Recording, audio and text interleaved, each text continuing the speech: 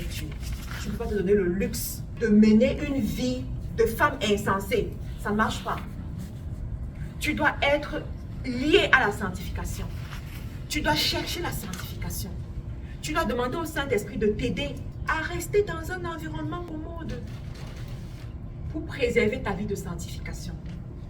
Donc, le troisième élément qui va t'aider à activer la puissance, c'est l'alliance. Je vais vous parler de l'alliance. L'alliance est très puissante. Ceux qui savent utiliser l'alliance avec Dieu auront toujours une vie spéciale. Auront toujours une vie qui se démarque. Toujours. Il y a cette histoire dans la Bible de cette maman, bon, son nom m'échappe, mais elle avait prié pour que Dieu lui donne un fils. Et elle a dit à Dieu, si tu me donnes ce fils, je te donnerai. Ouais, c'était et Samuel. Merci beaucoup. Anne, sa coépouse, Pénina, était derrière elle pour l'insulter tous les jours. Tu n'enfantes pas. Tu es stérile. Qu'est-ce que tu donneras? N'envoie plus mes enfants. Mes enfants ne feront pas ça pour toi. Ils n'iront pas puiser de l'eau pour toi. Pénina était derrière elle chaque jour. Je suis sûre que Anne, au début, elle se disait, ça va venir. Ouf. Allons-y, ça viendra. Mais quand Pénina a commencé à visser, quand Pénina a commencé à l'insulter, Anne s'est levée. Des fois, tu as besoin des Pénina auprès de toi. Des fois, tu as besoin des gens qui vont te dire, depuis 10 ans que tu es au Canada, là, tu as fait quoi, on a vu. À ce moment, tu vas te lever et dire que je suis où? Hey! Il ne faut pas que je sois dernière. Des fois, tu as besoin de ça. Des fois, tu as besoin des gens qui vont te dire, les grandes études que tu as fait là, c'était pour finir comme ça. Oui, des fois, tu as besoin de ça. Des fois, tu as besoin des gens qui vont te dire que donc tu nous as laissés ici au quartier pour aller là-bas et être seulement comme ça. Des fois, tu as besoin de ça. Pour repousser tes limites. Pour chercher Dieu. Pour rentrer dans l'alliance avec Dieu. Donc, Anne était fatiguée. Elle allait au temple. C'est pas comme si elle ne priait pas. Elle allait au temple. On considérait même déjà qu'elle était folle. Tellement elle était fatiguée, dépravée, juste comme ça. Jusqu'au jour où elle a compris. Laisse-moi prendre une alliance avec Dieu par rapport à cette situation.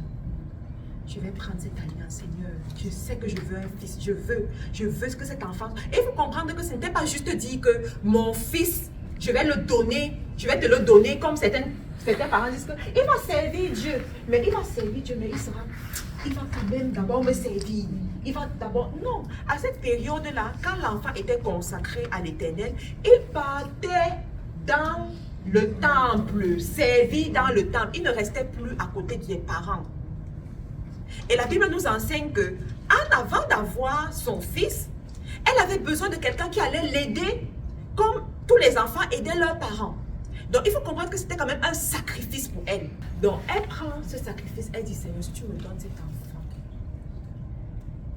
je vais te le consacrer, je te le consacrer. Elle prend cet engagement. Et c'est là où Dieu répond.